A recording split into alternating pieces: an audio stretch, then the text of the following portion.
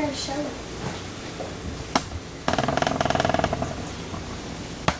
Hello everybody.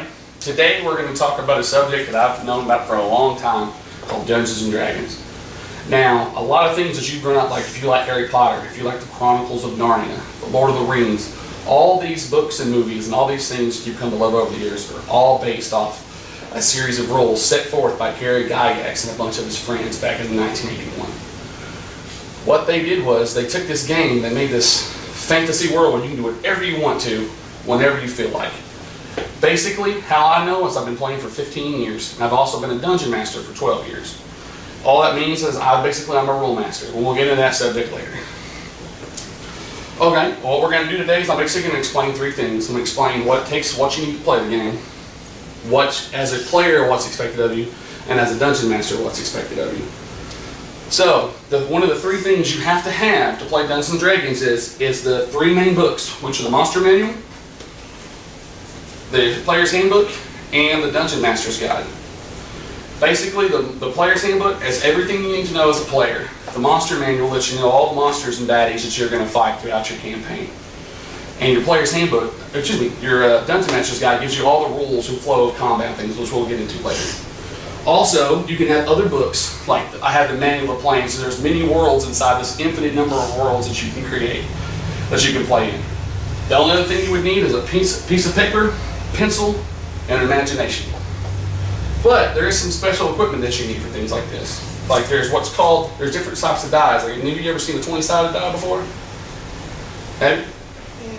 You know what? Would you know what to do with this if I showed you? If you rolled it, just count to 20, right? Well, basically, there's a 20, there's a 12, there is a 10, an 8, a 6, and a 4. Each one of these represent different things, anywhere from combat to percentage chances of finding loot, counters. With everything you do is based off these dice and the rolls. It's all based off what you can do with these. Now,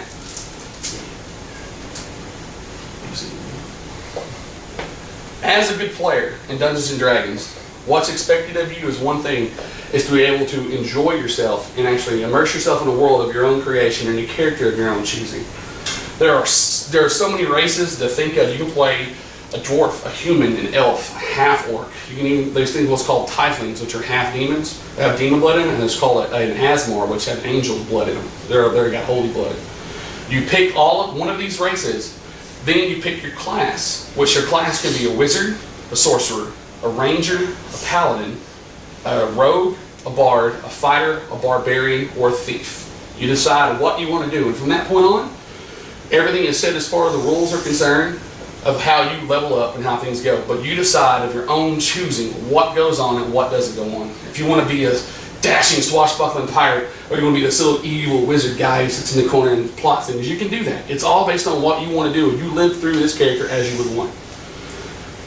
Now, as a problem with that, there's a thing called metagaming that we try to discourage in Dungeons and Dragons. What metagaming is that you as a character don't know certain things, but you as a player do. If you know, like, if we're all sitting around, we're playing Dungeons and Dragons, and you know I pull out and I'm like, well, this is what's going to happen. Your character doesn't know this. You may know the information, but your character can't, oh, we're going to fight orcs. This is how you fight them. You can't do that. It's just supposed to be a suspension of disbelief in how things go. And how things is you take your dice, and you use your dice for everything, like I said, from percentages to combat. And how combat works is you have hit points, and depends on the armor and stuff that you wear. You have different ways of how you get hurt. Like you can fight anything from the smallest little bitty kobold, which is a tiny bitty rat-like creature, all up to a huge dragon, and various things in between. Also, it's encouraged as a player, is that you role-play your character. If you're going to be a swashbuckling pirate, are you going to go, let's go kill this guy? Or are you going to be like, oh, hard me, hearties, let's go kill these people? How would you do it if it was you? Me, I like using voices. I like doing different things to get involved. I always like, if I play a bard, I'm always like, hey, no. I sing all the songs. I pretend like I'm the person I'm playing. It makes the game a lot more interesting, a lot more fun. That's how the flow of all that stuff works. Now, how do you know how that works? Now the thing that you miss is how to be a dungeon master, which is the hardest thing of all in the whole thing. The number one rule is in Dungeons & Dragons is that dungeon master is always right. The Dungeon Master is not supposed to, he's not God. He is not the man. Basically what he is there for, he is there to make sure that the rules are run smoothly. Everything that you do as a Dungeon Master, which is what I do at Lions for the most part, I'm basically a storyteller. I'm your narrator. I narrate everything that goes on. You guys decide what goes on. I just put obstacles in front of you and let you figure them out. And as a Dungeon Master, you have to keep it balanced. You can't have like, oh, I have this +5 sword of destruction that can kill everything. That's not fair. I mean, how can you kill everything if you know, then what's the fun in that? It has to keep the game very balanced. So the whole job is to make sure you're not getting too powerful. So if one person starts getting way too powerful, the rest of the party, you have to try to do something to bring them down to make it fair for everybody that plays. And on top of that, a Dungeon Master can add their own spin to the game.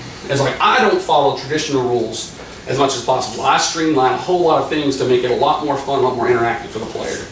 Also, I have a lot of spells and weapons and things that I've created of my own design in the game that you can use, and you can decide how you want to. Like, there's things that I have that you can't find in the book because I've created it. And the only way you can ever use it is in my game because it's my thing. So, after all this, you have this, you need the stuff to play, which is the 3 books. Your dice, your imagination, which is the most important thing, is imagination. You have to be able to have an imagination. You know what it takes to be a good player. You also know what it takes to be a Dungeon Master and how to run the game. Now, all these great writers of fantasy, I explained earlier, who made all these books, played this game at some point in time. So if you have this off their adventures that they played back when they were your age, or they played off in their bedrooms and stuff, or their kitchen tables, or their basements, they played these games and they kind of become stories. Maybe you'll be the next great fantasy writer. Who knows? Thank you very much.